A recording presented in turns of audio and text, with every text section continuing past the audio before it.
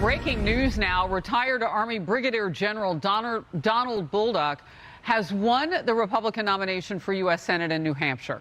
He beat State Senate President Chuck Norris. Democrats poured millions of dollars in ads to boost Bullock's candidacy. That's right, they went far right with their dollars. They even hurt their own people doing that by portraying the opponent as beholden to the Republican establishment. Bullock now faces incumbent Senator Democrat Maggie Hassan in November. Complicated when the enemy, politically, spends money on you. Anyway, the Elon Musk and Twitter drama taken to a whole new level. Twitter shareholders now are voting in favor of the billionaire's takeover bid, but it's Musk himself who is trying to get out of the deal, and new testimony from a whistleblower could bolster his case for backing out. Twitter's former head of security yesterday revealed there was a Chinese spy in the company and that he was fired for telling the tech giant. I had been told, because the corporate security, physical security team had been contacted and told that there was at least one agent of the MSS, which is one of China's intelligence services, on the payroll inside Twitter. I'm reminded of one conversation with an executive when I said, I am confident that we have a foreign agent, and their response was, well, since we already have one, what does it matter if we have more? Let's keep growing the office. I mean, Steve.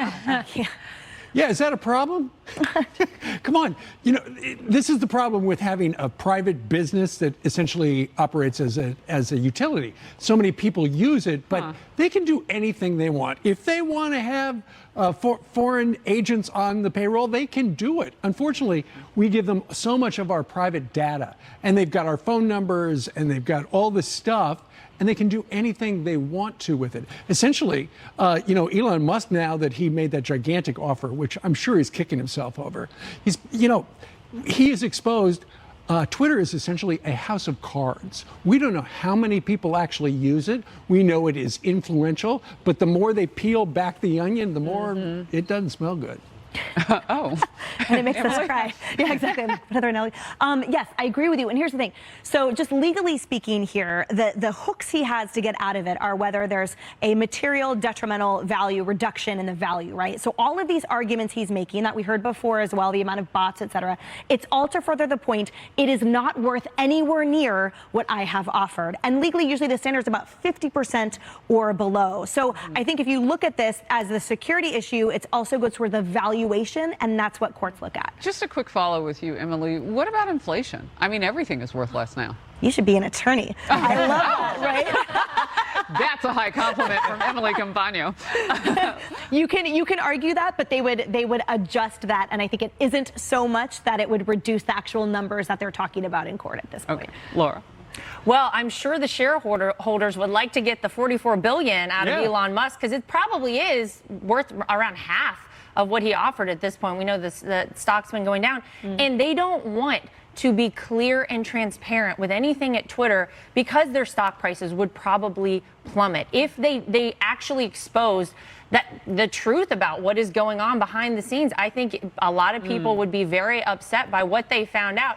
And I got to tell you, the Chinese spy part of this is the least surprising part of all of it. Dianne Feinstein, 20 years, had a staffer who was a Chinese spy. You look at Eric Swalwell with his romantic relationship with a Chinese spy. Yet, of course, we know the mainstream media will cover it up just like they did for them. Kaylee. Yeah, there was an asset of China in Twitter, as you noted. There were apparently also 2 government assets from India in Twitter, right? And then on top of all of that, in August, there was a conviction because a Twitter employee was gathering information on Saudi Arabian dissidents and giving it to Mohammed bin Salman, MBS, over there in Saudi Arabia. And he was convicted, and he was receiving cash payments and a luxury watch in exchange for looking up email addresses, phone numbers, and other private data of dissidents who we all saw what happened to Jamal Khashoggi and the horrible fate that is met by some people in Saudi Arabia who speak out against the government. And Twitter was apparently being an asset in some regard to gathering that information on dissidents. Well, coming up.